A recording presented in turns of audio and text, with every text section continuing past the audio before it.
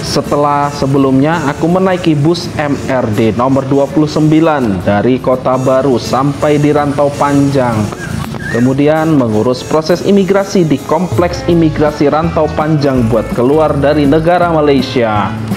Sekarang saatnya buat jalan kaki menyeberangi sebuah sungai yang jadi perbatasan antara negara Malaysia dan Thailand di wilayah timur.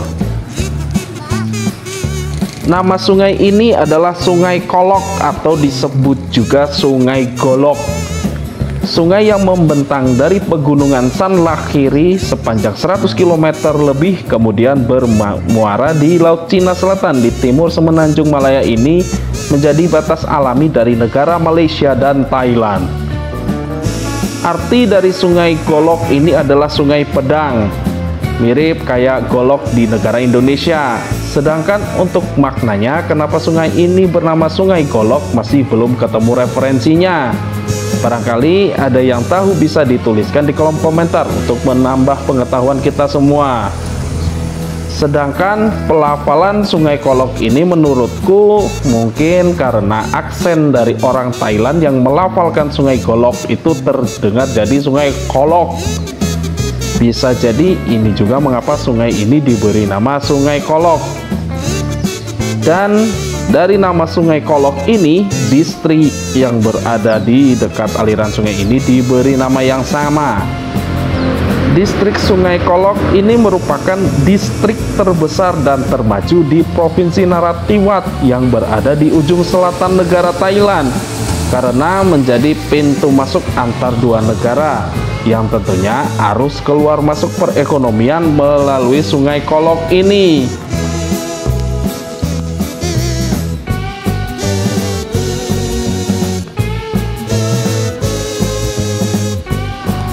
Dan aku pun memasuki negara Thailand yang ditandai dengan papan bertuliskan Sawasdi yang berarti selamat datang dalam bahasa Thai.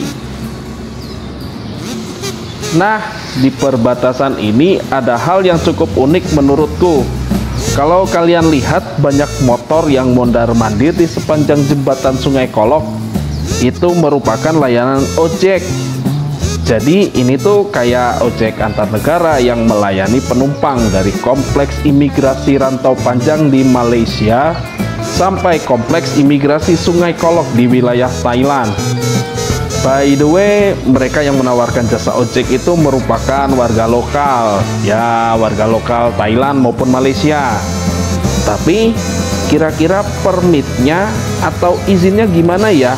Karena mereka bisa mondar-mandir di antara kedua negara dengan bebas kayak gitu. Ya meskipun jaraknya cukup dekat sih. Cukup unik juga sih. Ada layanan ojek internasional di pintu perbatasan Rantau Panjang dan Sungai Kolok ini.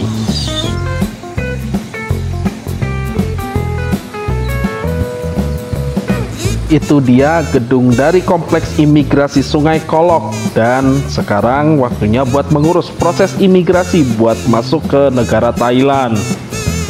Karena di sini dilarang mengambil dokumentasi apapun, jadi tidak ada video maupun foto yang aku ambil sewaktu proses imigrasi. Semoga prosesnya berjalan lancar dan tidak berbelit karena aku harus mengejar jadwal kereta api buat ke kota Hat Yai sebentar lagi sekitar jam 9 pagi. Yuk ikuti terus perjalanan Mas Bidil Journey dan subscribe channel ini. Dan aku pun resmi memasuki negara Thailand, tepatnya di distrik Sungai Kolok, Provinsi Narathiwat.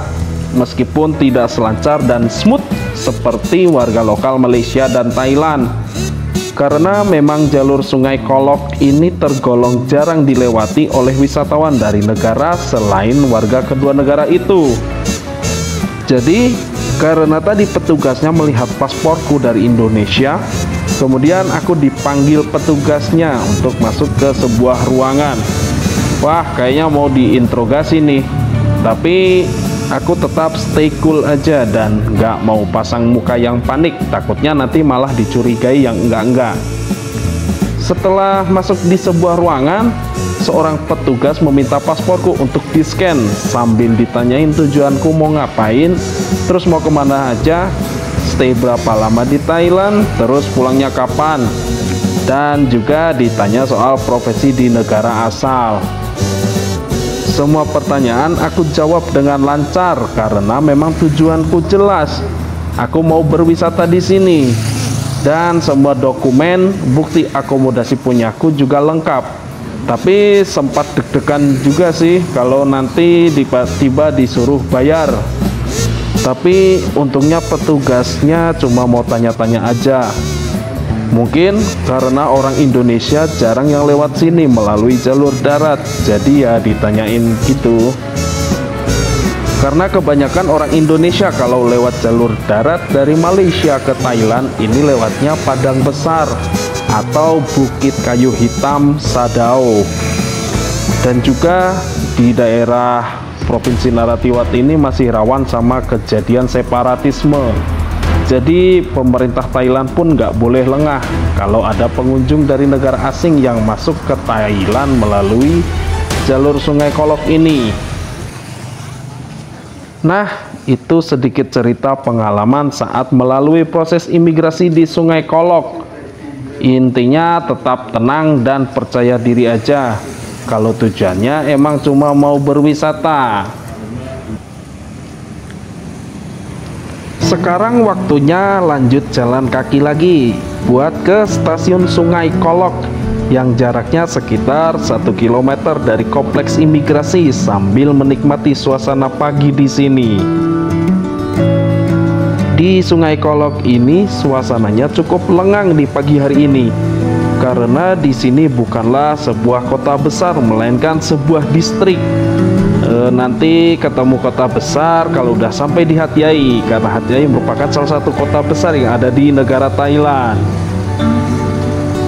Penduduk di sini mayoritas beragama Islam karena memang mereka ini berasal dari suku Melayu yang dari dulunya memeluk agama Islam. Provinsi Narathiwat menjadi salah satu provinsi dengan populasi penduduk muslim terbesar di Thailand, bersama dengan beberapa provinsi lainnya di Thailand bagian selatan seperti Provinsi Yala, Pattani, Songkhla, dan juga Satun.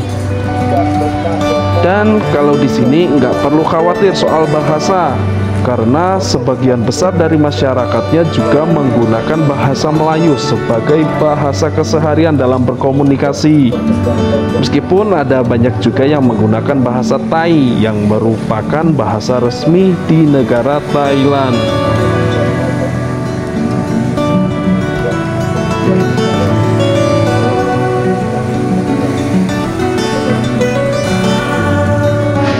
Meskipun jalanan di sini nggak begitu ramai, tapi kalau menyeberang jalan di Thailand itu emang harus hati-hati karena pengendara di sini kebanyakan pada kayak pembalap sama kayak di Indonesia. Sebenarnya ada JPO atau jembatan penyeberangan orang di sebelah, cuma belum tahu kondisi JPO-nya kayak gimana. Jadi ya aku nyebrang aja di jalan buat menuju stasiun Sungai Kolok.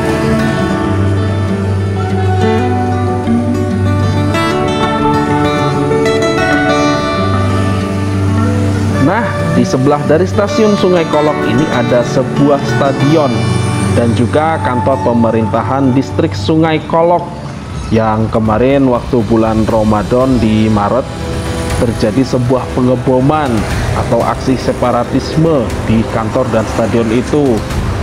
Tadi udah sempat aku spill tentang kejadian separatisme di Sungai Kolok atau Provinsi Narathiwat, ternyata beneran kejadian. Untungnya aku kesini di awal tahun ini, nggak kebayang kalau misalnya aku ada di Sungai Kolok pas kejadian itu, bakalan kayak gimana ya. Oke, ini dia stasiun Sungai Kolok, dan di video selanjutnya aku akan menaiki kereta api dari stasiun ini buat menuju kota Hat Yai.